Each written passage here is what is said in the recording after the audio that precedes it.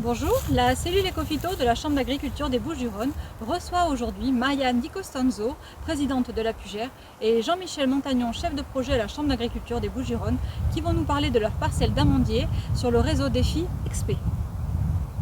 Bonjour et bienvenue sur un verger d'amandier un petit peu particulier. À ma droite, c'est un verger d'amandier de référence.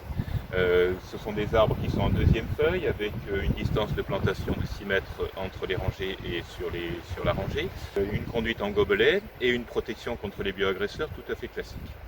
À ma gauche, c'est le verger Innovation. C'est un verger sur lequel on a mis en place un nombre important de leviers afin de baisser le plus possible les intrants phytosanitaires. Donc nous avons de la haute densité qui nous permettra de poser un filet de protection contre la guêpe de l'amande, de Rhizoma amygdali. Nous avons une bâche tissée au sol qui fait que nous ne désherbons plus du tout.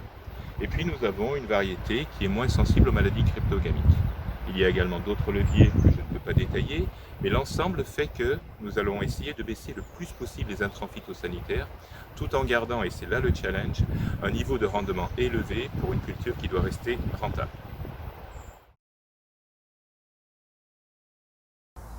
La filière amande se développe à nouveau sur notre terroir. Elle bénéficie d'un véritable intérêt des consommateurs pour une amande de Provence.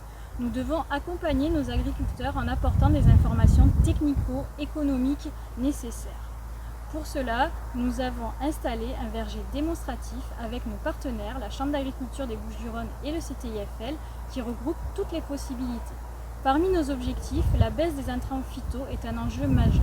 C'est une préoccupation sociétale, mais aussi c'est une préoccupation majeure des agriculteurs. L'idée, c'est de garder un verger qui soit rentable, performant et peu impactant. C'est l'un des plus grands défis de notre époque et la Chambre d'agriculture des Bouches-du-Rhône et la Pugère seront là pour y répondre.